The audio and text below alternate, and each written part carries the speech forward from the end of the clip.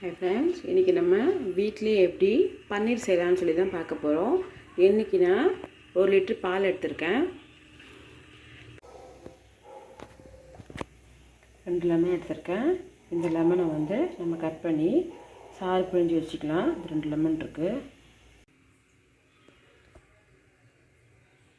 இப்போ பால் போகும்போது இந்த ஸ்டேஜில் நம்ம கரண்டியை விட்டு நல்லா கலரிக்கலாம். பால் நல்லா திக்காக இருக்குது பாருங்கள்.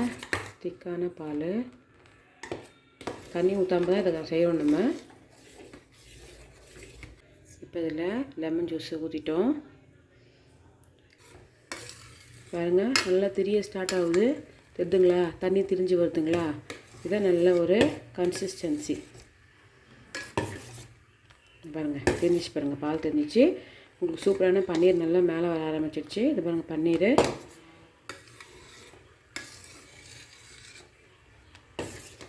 நல்லா கொதிக்க ஆரம்பிச்சிச்சு. ஆஃப் பண்ணிடலாம். இது பாருங்கள், தெரியுதுங்களா? தண்ணியாக இருக்குது பாருங்கள்.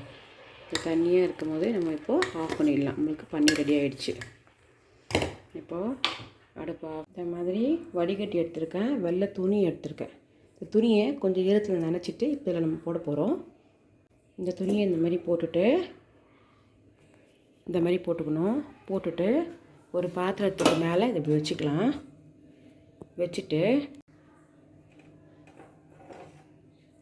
வச்சுட்டு இப்போ நம்ம இந்த பன்னீரை இதில் வந்து ஊற்ற போகிறோம்.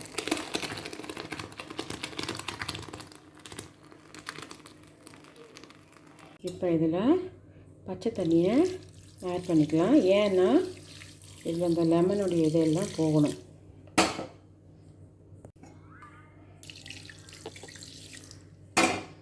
ஆட் பண்ணிவிட்டு இது நல்லா அப்படி அலசி விட்டிங்கன்னா, கையை விட்டு அந்த லெமனுடைய ஃப்ளேவர் எல்லாமே இதில் வந்து அப்படியே போயிடும்.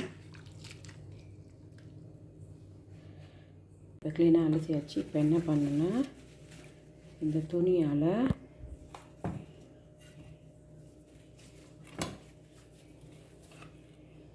இப்படி நல்லா எடுத்து இப்படி மூட்டை மாதிரி எடுத்துக்க போகிறோம். இப்படி மூட்டை மாதிரி எடுத்து இதை அப்படியே கட்டி வைக்க போகிறோம். இந்த மாதிரி மூட்டை மாதிரி எடுத்து இப்படி பிழிஞ்சிங்கன்னா தண்ணி எல்லாம் உங்களுக்கு எக்ஸாக்டாக கீழே வந்துடும். இப்படி நல்லா இப்படி பிழிஞ்சிங்கன்னா தண்ணி எல்லாம் அப்படியே வந்துடும். இப்போ இந்த மாதிரி தட்டி வச்சுருக்கேன் பாருங்கள். இந்த மாதிரி டைட்டாக பண்ணி தட்டியை ஆக்கி இதை அப்படியே இப்படி கவுத்து வச்சிட போகிறோம். இந்த மேலே இதுக்கு மேலே ஒரு வெயிட் வச்சுட்டிங்கன்னா அழகாக தண்ணி அப்படியே எடுத்துரும். இந்த மாதிரி வெயிட் வச்சு நைட்டு ஃபுல்லாக அப்படியே விட்டு காலையில் எடுத்திங்கன்னா அது சூப்பராக ரெடி ஆகிடும்.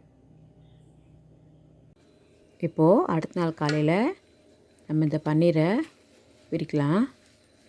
பன்னீர் ரொம்ப நல்லாவே செட்டாக இருந்துச்சு. நல்லா கெட்டியாகிடுச்சு. இப்போ பாருங்கள், இதை பிரிச்சுட்டு நம்ம பார்க்கலாம். பாருங்கள் எப்படி இருக்குது பாருங்கள் பன்னீர். இப்போது நல்லா செட் ஆகிடுச்சு. இப்போ நாம் இதை எடுத்து ஸ்லைஸ் சைஸாக பண்ணி பாக்ஸில் போட்டு ஃப்ரிட்ஜில் வச்சிட வேண்டியதான். உங்களுக்கு எப்போ யூஸ் பண்ணணுன்னு தோணுதோ அப்போ எடுத்து நம்ம அதை எடுத்து யூஸ் பண்ணிக்கலாம். ஆனால் பால் சம்மந்தப்பட்ட பொருள்ன்றதுனால கொஞ்சம் சீக்கிரமாக யூஸ் பண்ணிடுறது நல்லது. இப்போ பாருங்கள், நான் ஸ்லைஸ் பண்ணுறேன். நல்லா கட் பண்ணுறதுக்கும் ரொம்பவே எல்லாம் சாஃப்டாக நல்லா இருந்துச்சு பன்னீர். இப்போ பாருங்கள், நான் பன்னீர் எல்லாத்தையும் சின்ன சின்ன க்யூப் சைஸில் கட் பண்ணி வச்சுட்டேன். பாருங்கள், ஒரு பீஸ் காட்டுறேன் பாருங்கள். எவ்வளோ சாஃப்டாக இருக்குது பாருங்கள் பன்னீர். வீட்டிலே செஞ்ச பன்னீர். நம்மளே நம்ம கைப்பட்டு நம்ம செய்யும் போது அது நம்மளுக்கும் ரொம்ப சந்தோஷமாகவும் இருக்கும், ஹெல்த்தியும் கூட. நீங்களும் உங்கள் வீட்டில் இதே மாதிரி ஈஸி மெத்தட் தான் பன்னீர் செய்கிறது ட்ரை பண்ணி பாருங்கள். தேங்க்ஸ் ஃபார் வாட்சிங்.